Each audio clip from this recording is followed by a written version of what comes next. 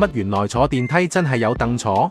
嚟到貴州遵義第二日，我哋朝頭早就去姊妹學校遵義四中進行交流活動。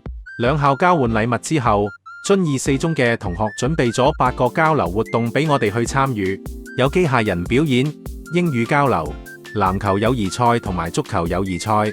同學們都排成一排睇2間學校踢波。食完中午飯之後，我哋去行紅軍街，買咗啲貴州特產同埋紅軍飾物。